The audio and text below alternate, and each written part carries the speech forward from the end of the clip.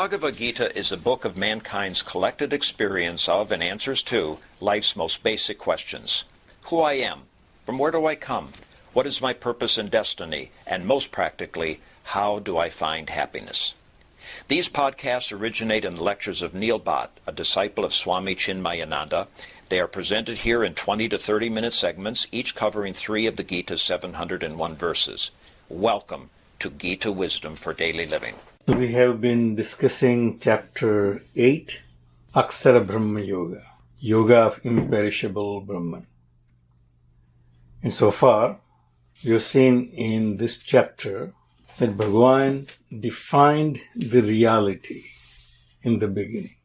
He made the statement that only Brahman exists as the real reality, and all other realities are superimposition on that reality. We have seen the Aksharam Brahma Paramam, that Brahman is imperishable one. All other things which I am experiencing are nothing but the manifestations of the Brahman. The world of things and beings which I see outside is nothing but the Prakriti, which is the manifestation of the same Brahman. The world of ideas and awareness which I have as the knower is also nothing but the Brahman. And the experiencer in me is the Adiyagna, but none other than the Brahman.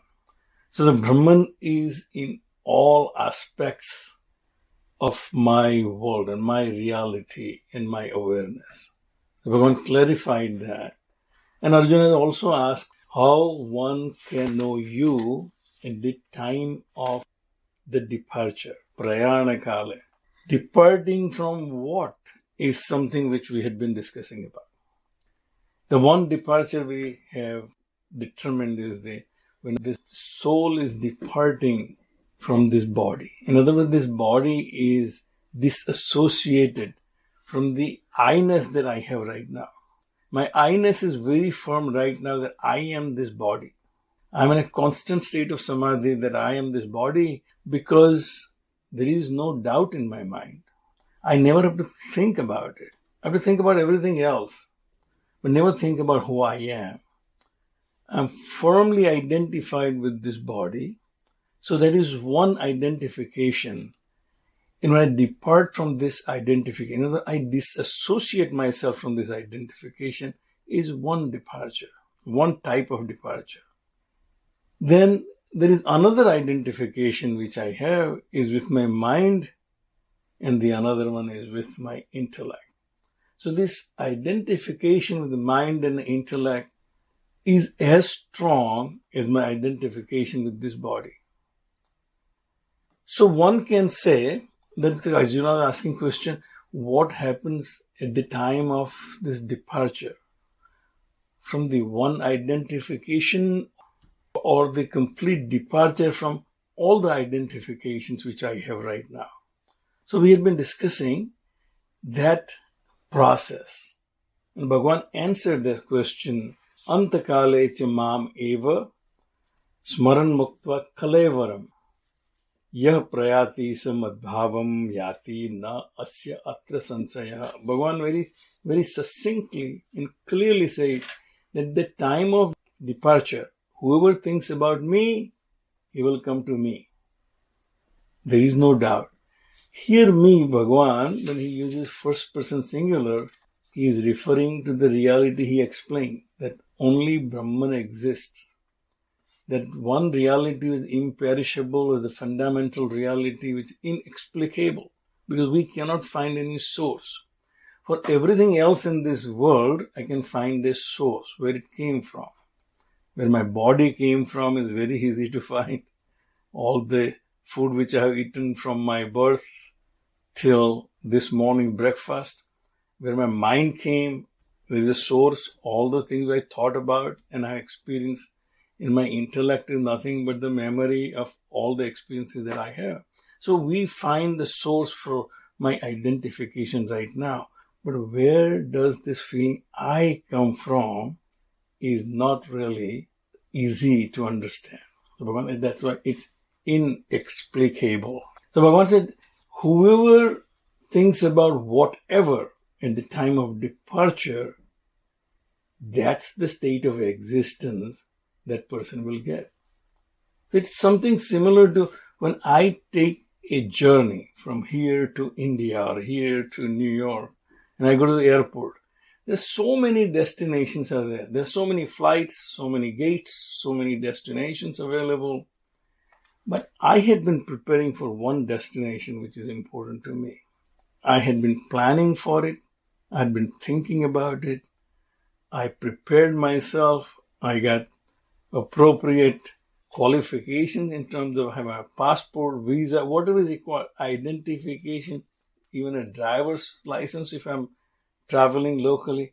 But all that I have prepared before the departure, not at the time of departure. At the time of departure, I don't think about where I'm going to go, what I need. It is all planned before. So whatever you plan for, Bhagavan said, that journey you shall take.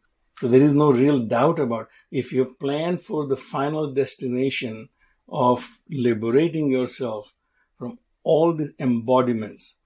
So he says, Smaran Muktva Kalevaram. Kalevaram is embodiment, this identification that I have. Whatever identification I drop, so Bhagavan says, therefore, keep the highest goal in mind all the time. Tasmat sarvesu kalesu mamanusmara. Therefore, if your destination, if your goal is to find that unlimited happiness, which we have talked about, the only goal we have in our lives is to achieve that unbroken happiness. Liberation from all my limitations. And Bhagavan said, if you keep that in mind all the time, then you shall achieve that goal. But if you have other goals and then put efforts for those goals, then we will achieve those goals. It's that simple. So Bhagavan then gives us the instructions. So in last verse, in verse 11, he said, Yat aksaram veda vido vadanti. What is the destination which you're seeking? Unknowingly. Unknowingly I'm seeking unbroken happiness. Even though my experience in my life tells me that there is no permanent happiness. I get happy with something, but that doesn't last forever. If I get a lottery, I will be elated. But looking at the history of all the people who won lottery, they are not the happiest people on this planet. Because their joy also lasted only for a limited period of time. Then they moved on to doing what they were doing before and probably wasted that jackpot. So, Bhagavan said, therefore, you should prepare yourself for that final destination.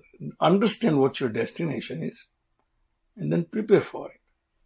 So therefore Bhagavan said, I will tell you where can you find that unlimited, unbroken happiness. Yat aksaram veda vido vadanti.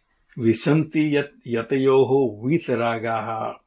Yat icchanto brahmacharyam charanti. All these people, the people who know Vedas, and they talk about that state, and the people who have freed themselves from all the attachments, they enter that state. And yet the chanto brahmacharyam charantin, with that desire, people live life of moderation, brahmacharya. He said, I'll tell you that destination. All these wise people in the past have figured out where the destination is, where there is a complete freedom. There is no limitation at that state of existence. But I will tell you how to get there. So then he says, Sarvadvarani samyamya mano hrudi niruddhya murdhni adhaya atmanaha pranam astitaha yoga dharana.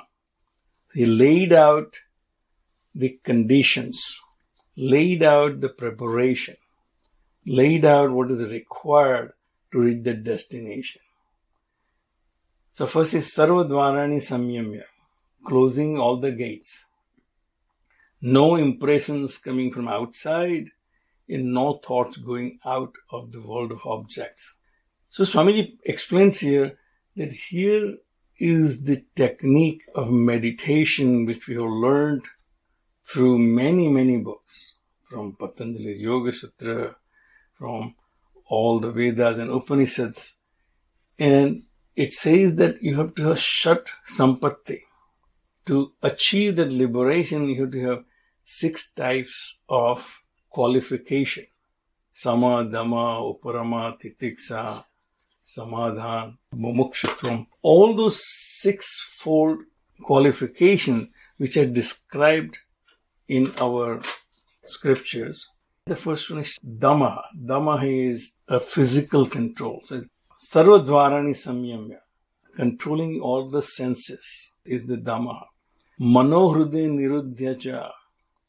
And resting mind in the heart, which is at the core of your being.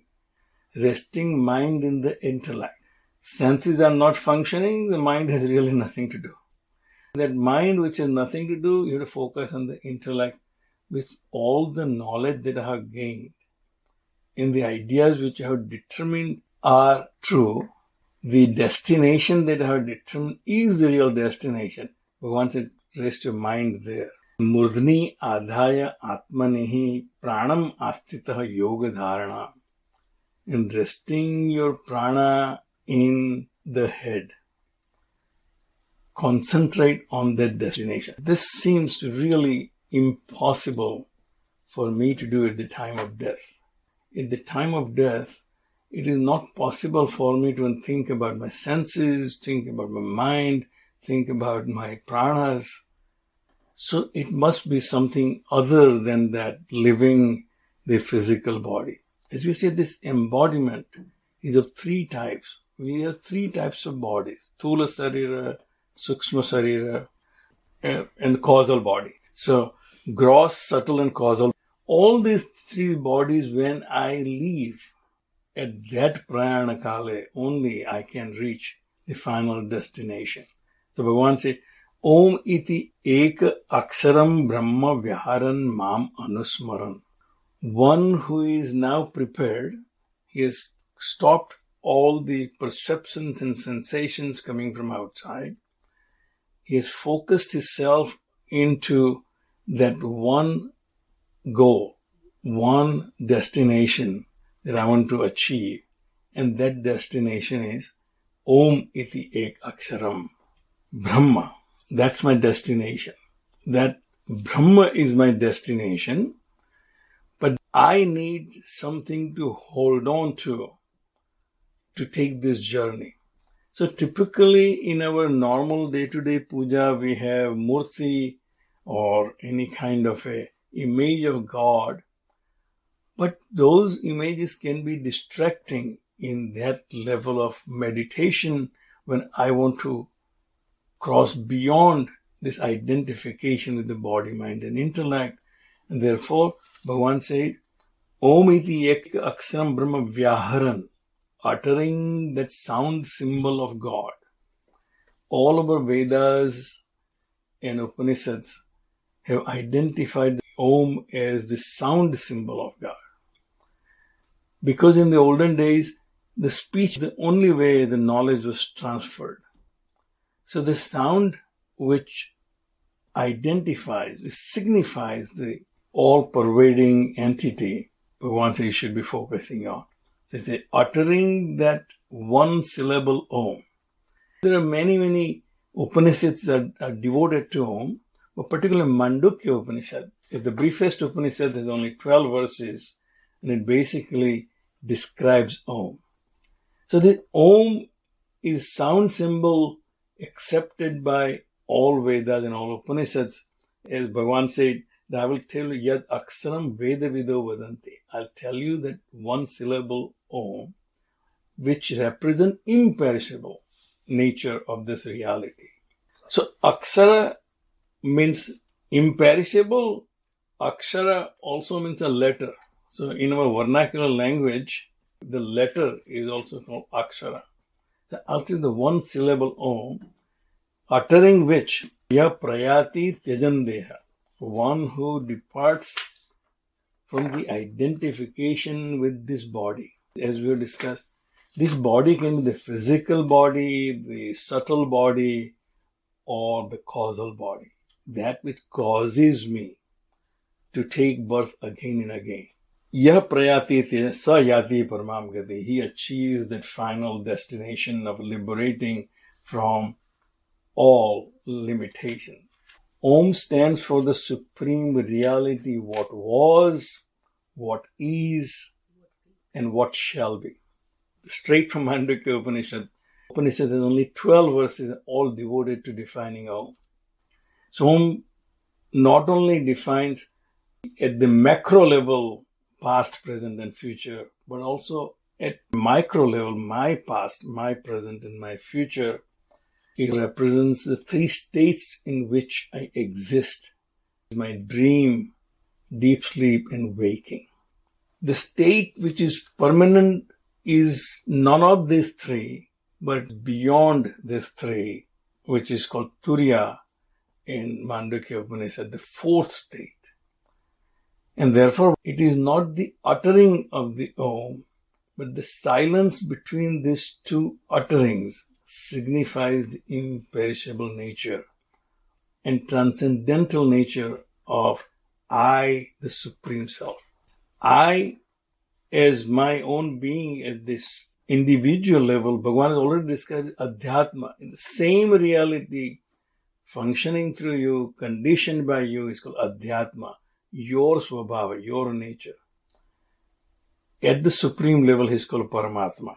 Ananya cheta ha satatam yomam smarati nityasaha tasya aham sulabha partha nitya yuktasya yogina. While discussing all this, it seems so difficult that we will never reach there. It is like a first grade student who had been telling his parents, I want to be a doctor. And then when he goes to first grade and starts learning, and then somebody explains to him what you have to do to become a doctor, and he says, this looks very unachievable. But then somebody tells you, you take one step at a time and constantly think about what you want to become, and you shall become that person. Continuously and slowly march towards your journey, you will achieve your destination. It says, Ananya chetaha, not thinking about anything else but that destination, that goal. Satatam, constantly. Yomam smarati nityasaha, one who remembers that goal constantly, nityasaha, all the time.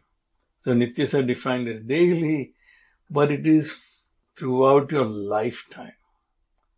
If you have that goal from the beginning of your understanding what you want to achieve, till you achieve that goal and never leave that goal, tasyaham sulabha partha, for such a person, for such a seeker, it's very easy for him to achieve me or her to achieve me.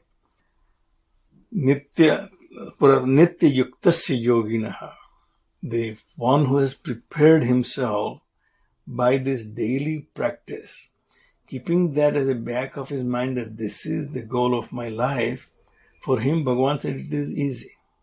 Mam upetya punarjanma dukha alayam asasvatam na apnuvanti mahatmanaha sansiddhim paramam gataha. Bhagavan said the reward of that is you do not have to come back to Mam upeti, having reached that state of my being, the state of the Supreme Being, the state of that imperishable nature. As we have discussed, the fundamental nature of reality is imperishable. Fundamental nature of my own self is imperishable. But right now, I'm not focused on my imperishableness. I'm focused on everything that perishes in my life. I'm worried about my body. I'm worried about my mind, my intellect. I'm worried about what I have achieved, what I have accumulated. If I can focus on that imperishableness of myself, Bhagavan said, Mam upetya, having reached that state, punarjanmaha na apnuvanti. He does not have to come back to suffer through this life again. Punarjanma is taking a state of limitedness. So if I have identified a higher goal, and if I don't have any other smaller goals, enjoying that state, but then I want to come back and have something else to do, then I will have to go through the pains of that level of achievement and then all the trials and tribulations which come with it. So that punarjanma dukkha alayam asasvadam. Anything that is impermanent has sorrows and failures attached to it, Bhagavan said. So therefore that janma, if you take birth as something or someone, there will always be sorrows and unhappiness. But if you don't identify as something as I, and just I as myself, then there is no sorrows or unhappiness. Na apnuvanti mahatmana sansiddhim paramam gataha. Those Mahatma, those great souls who figured out the final goal and worked towards that daily, all the time, all throughout, keeping that in the back of their mind that this is the goal of my life, then did everything like other people. They did everything the life requires you to do, but the goal was fixed. And for them, once they have achieved their state, they don't have to then go back to those petty little achievements which they were engaged in before. Once I have achieved that degree and got the certification as being a doctor, you don't have to go back to high school again. You don't go back to primary school again. It's only when I get confused, then I'll do something which is not appropriate. So Bhagavan gives a clear indication that if you keep this as your goal, it is not too difficult to achieve. It is available to all. It's an equal opportunity situation. Everyone can achieve this. We'll stop right here. If you find this podcast helpful, please support it by donating any amount by going to the episode's website at neilbhatt.podbean.com or at chinmayarichmond.org. Thank you. Om Sarve Bhavantu Sukhina Sarve Santu Niramayaha Sarve Bhadrani Pashyantu Ma Kaschid Dukkha Bhag Bhave. Om Shantihi Shantihi Shantihi. Harihi Om. Shri Gurubhyo Namaha. Harihi Om.